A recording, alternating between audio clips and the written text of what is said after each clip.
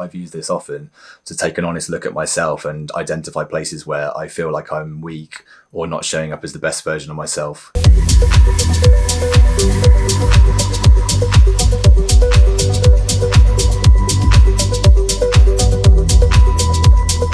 I was at a men's group meetup earlier this week.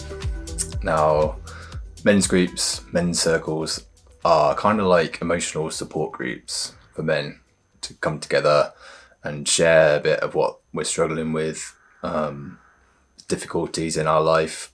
It's a place where we can come and share emotions that we're able to share without fear of judgment. And I really believe that these are essential places at the moment, particularly when more men than ever are suffering with depression, are trying to bottle up and suppress everything, trying not to feel things. And we just don't have strong male role models who have been able to teach us good habits and techniques to be able to deal with this kind of thing. So anyway, I was at this men's circle and one of the other men was telling me about his own issues of achieving what would appear to be success, of making a lot of money, being successful in his business, having a great house, a beautiful wife, nice car and everything, but still feeling like life didn't really have meaning. He felt like he'd achieved his goals, he'd reached this point of achievement, but what was next? You know, he got to that point and still didn't feel fulfilled. We spoke for quite a while, and one of the key discussion points that felt particularly poignant was around the difference between focusing our attention on achieving specific goals versus trying to build a focus of paying attention to building consistent habits that will take us in the direction that we want to grow. See, the thing is, goals are great for setting an intention and driving us forward, but the problem is that once we reach them, they can never remain fulfilling. Our feelings about anything atrophy over time.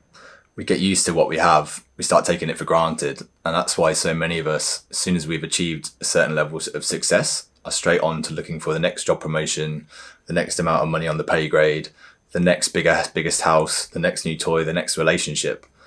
Because as soon as we have it, these things start to lose their shine. So instead of being attached to the specific goal, which can never truly fulfill us, instead, what we can do is shift our focus onto building better habits that we can continue to refine and grow so that we can sustain our interest in something for a much longer period of time. A goal can be useful for us to help identify the direction that we're heading. But then if we can shift our focus instead into outlining a daily habit, something that we can focus on and refine day after day, this is a way of keeping us on a continual path towards mastery, towards becoming the best versions of ourselves. And our priority becomes, how can we be better than we were yesterday? And we can always be better. A specific goal can be useful to help us set the direction of where we're going, but I'd argue that it still largely depends on us being aware of already knowing what our purpose is in life. Now, for many of us who are struggling with that, there are also other tools that you can use as a framework to find meaning and fulfillment by refining and checking in on key areas of our lives to see if we are actually becoming the best versions of ourselves.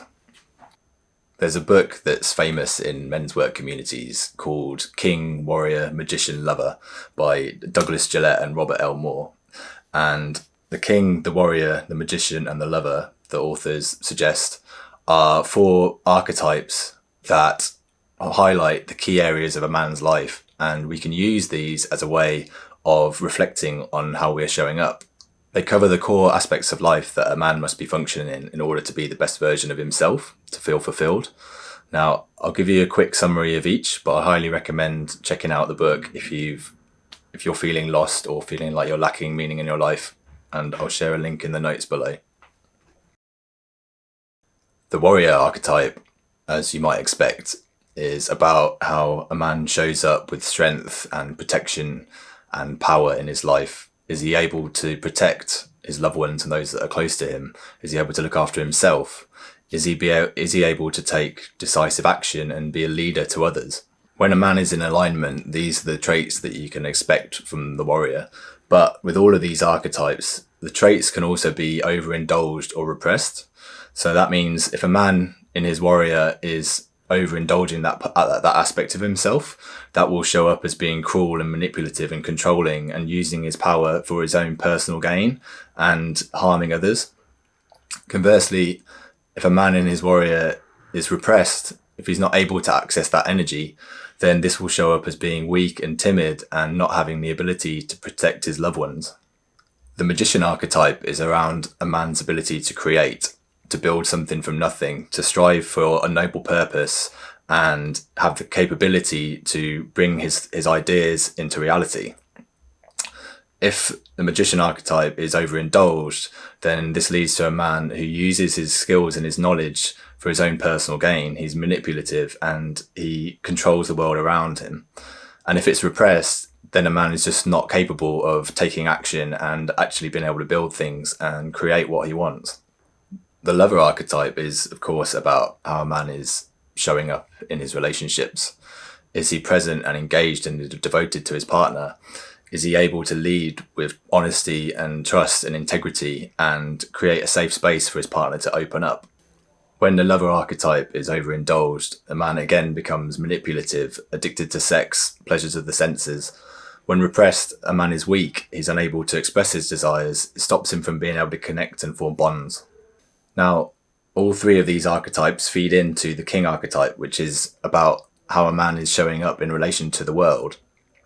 If a man is fully realized as a king, he will be just and fair and show up with integrity, be able to lead people and do his best to lift up those around him. An overindulged king becomes a tyrant, controlling and manipulative and purely out for personal gain, whereas a repressed king is weak and paranoid, unaware of what he stands for and unable to lead. So that was a super top line summary, but I really feel that these archetypes are such a useful tool to be able to identify certain areas of our lives where we don't feel like we're showing up in the best way that we can be. I've used this often to take an honest look at myself and identify places where I feel like I'm weak or not showing up as the best version of myself, how I can interact better with others. And there are female versions of this too. I've seen it written as the queen, the mother, the wise woman, and the lover, each with their own unique traits. Now, I'm not aware of this enough to go into too much detail on that, but if that's something of interest, then maybe I'll do it for a future video, so let me know. But there are also countless other archetypes that we can use as reflection tools to look at how we're showing up in different areas of our lives. For example, we could use these daily to check in and see if we're heading in the right direction. Spending 10 minutes every morning to sit down, think about how we're showing up in relation to each of these areas, the places that we're letting ourselves down, the places where we're not being the best versions of ourselves. Over time, analysing and looking at those traits is going to have a huge impact. It provides a framework for us to measure our growth against without any external influence.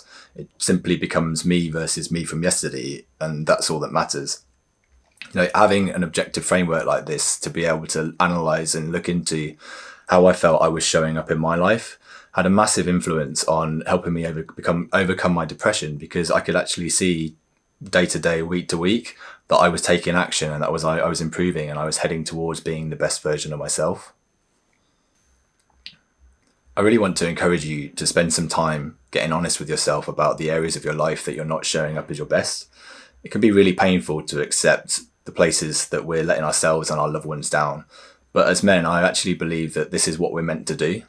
Charles Darwin coined the term survival of the fittest to explain how members of a species that were most well adapted to their environment were the ones that got to mate and pass on their genes. Nature rewards those that are most resilient because they will pass on the genes that have the best chance of survival. I believe that a big reason why so many people are depressed these days is because we're not being challenged and building our resilience. By seeking comfort, we are denying nature the best versions of ourselves. Many men complain about their partners testing them and giving them a hard time, but my perspective on this is the same. We've evolved over millions of years to desire the best and the most resilient members of the species. Our partners want us to be the best version of ourselves because that's what provides the best chance of survival of our genes. We can choose to see it as our partners having a go at us, or we can choose to see them as showing us places where we still need to improve because they want us to be the best that we can be. Life is suffering, whatever way you look at it, but we can choose to see things from a more useful perspective in any situation. We can choose to face our suffering willingly, to go out into the world, to find out what we're capable of and who we are and what we stand for. Or we can wait for life to show us the hard way. If you feel like you're lacking in the way that you show up in relation to the warrior archetype, you can hit the gym or start a martial art. If you're struggling in relation to the magician, maybe it's time to start a side hustle or spend some time thinking honestly about what personal skills or perspective that you have that you can give as some form of contribution of service to people around you. For the lover, we might look at the honesty and integrity we bring into our relationship. Are we showing up and listening and communicating truthfully and leading by example in the way that we want our relationship to blossom? Now, the king archetype will largely look after itself, but if you are being just and fair and doing your best by the people around you, you'll be well on your way.